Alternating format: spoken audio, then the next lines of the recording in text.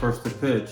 So you just finished a negotiation, or you have several different supplier options, and you want to present it to leadership. What does that look like? Let's talk about it. So when you talk about presenting to leadership, there's kind of three phases that I look at it. The first phase is the status quo. The second phase is explaining total cost of ownership. And the last phase is ROI, which is also the price. So the first phase, what you want to do is you want to explain the current impact and what the hurdles are if we were to continue to go down this path. You kind of want to make it rough. You want to make it sound like it's just a pain to go down this path. Lack of supply, hard for operations, hard to sell, not the right market price, doesn't have enough value behind it for the customers or consumers to even care about it. Whatever that is, you want to have it well defined so leadership can feel the pain. The second part of the equation would be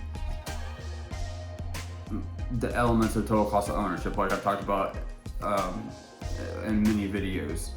So you want to explain every single layer of that cake, of how it's bigger, it's better, it's tastier, whatever it is, than what you're currently doing.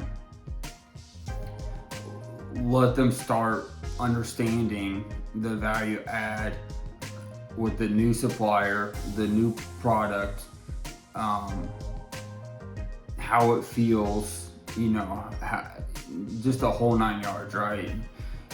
Just lay it on as thick as possible to start contrasting that with the status quo. You want them to get that. You want to get them to get that view, not only from a descriptive standpoint, but from a quantitative standpoint. It could be, just-in-time inventory, better supply, better terms, better residual value in some cases, less repair for the consumers, less parts you might have to handle or less SKUs you might have to handle to do a repair for that unit. It could be a number of things. Maybe the packaging doesn't have to be as elaborate, and you can kind of save money from a packaging standpoint. Maybe it's geographical reasons, it's shipping reasons. Maybe you can get more unit per trailer.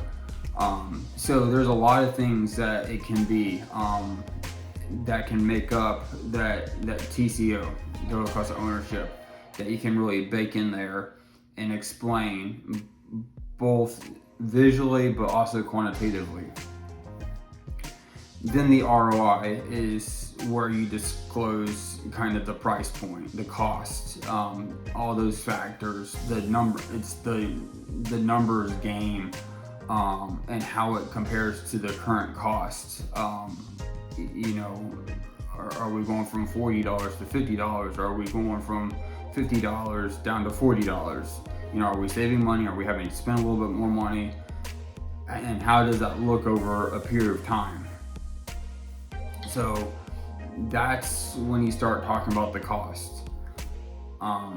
What should happen though is when you take the cost, the ROI, and the total cost of ownership in the current state, those two combined should outweigh their current state. There should be more value than the current state, and that's what's supposed to move the needle when you present to leadership. So that's the important thing, is you want the weight of the total cost of ownership, which is all the value adds, and then the ROI, which is on the financial end. When you mesh them together and compare it to current state, that's when the scale flips. That's when it kind of raises the eyebrows of leadership and say, hey, this now makes business sense. So that's how I always thought about it when I used to present to leadership. That's how I would format it. Like I said, I would always start with current state, total cost of ownership, ROI, or price, cost, and kind of present that layer. And that way, you don't, if you talk about price sooner, then that's what they get fixated on, is that cost. Oh, we're spending $10 more. Oh, we're spending $100 more. It takes control of the brain. It creates a kind of a anticipation bias type atmosphere in their brain. So you want that distaste of the current status quo plus the really good taste of what you're presenting before you get to how much it's going to cost you. That's all I got for today. I hope you enjoyed this video. I hope it made sense. Hopefully I can see you next time. Talk to you later.